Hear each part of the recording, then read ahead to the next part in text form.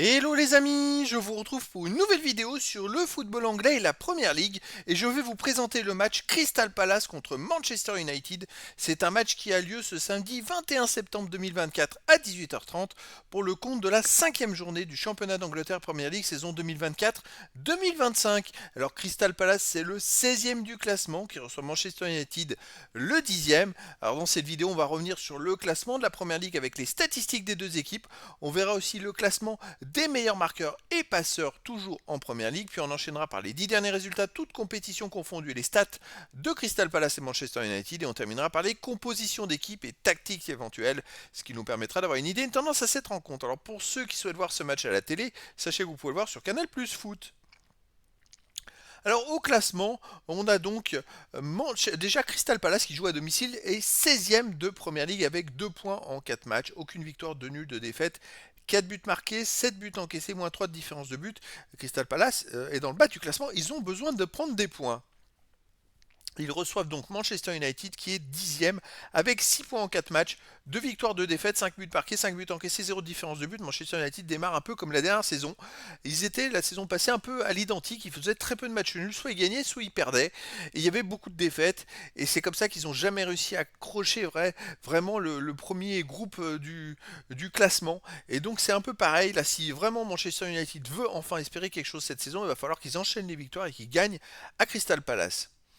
Au niveau des buteurs, alors pour l'instant on a Haaland qui ultra domine le classement des buteurs, mais sinon pour ces deux équipes, il n'y a que pour Crystal Palace où il y a Mateta qui est à 2 buts en 4 matchs. Sinon il n'y a pas d'autres buteurs qui apparaissent pour l'instant. Pour les passeurs décisifs, on a, je regarde vite fait, surtout des joueurs des équipes qui sont dans les premiers au classement, mais il n'y a pas de joueurs des deux équipes pour l'instant dans ces classements. Les 10 derniers résultats, toutes compétitions confondues, stade Crystal Palace, 5 victoires, 3 nuls, 2 défaites, 23 buts marqués, 14 encaissés, plus 9 de différence de but.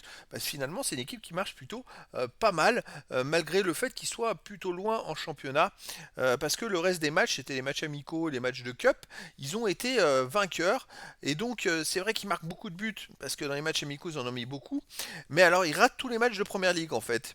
C'est ce qui est bien dommage. En Première Ligue, ils ont perdu les 2 premières journées, puis après ils ont enchaîné 2 matchs nuls de suite. Il manque pas grand chose pour qu'ils gagnent des matchs, surtout qu'à côté, vous voyez, en League Cup, ils ont gagné 2-1 contre Christmas Rangers, avant ils avaient gagné 4-0 contre Norwich, ils sont capables de faire des résultats. Donc il manque pas grand chose. Manchester United de son côté, sur les 10 derniers matchs, c'est 5 victoires à nul, 4 défaites, 19 buts marqués, 13 encaissés, puis 6 de différence de but. Alors ils ont des résultats même un peu moins bien, Manchester United.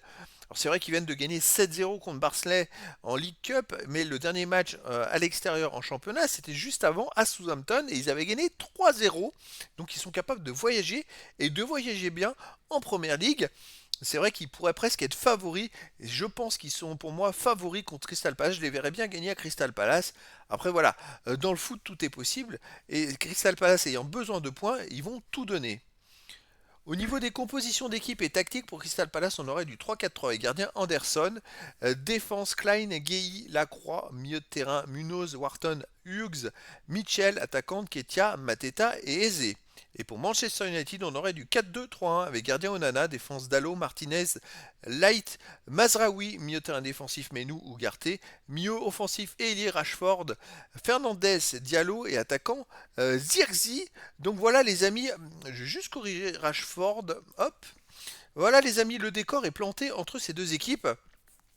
Manchester United me paraît légèrement plus fort, mathématiquement, en statistique, on va dire, d'un point de vue occasion de but, et dans la façon de jouer et dans l'organisation, me paraît plus fort. Mais après, voilà, dans le foot, tout est possible, et donc je vous donne rendez-vous ce samedi 21 septembre 2024 à 18h30 pour le match de football de la 5e journée du championnat d'Angleterre Premier League saison 2024-2025. Crystal Palace, le 16e du classement, reçoit Manchester United, le 10e. Voilà les amis, je vous dis à très bientôt pour une nouvelle vidéo.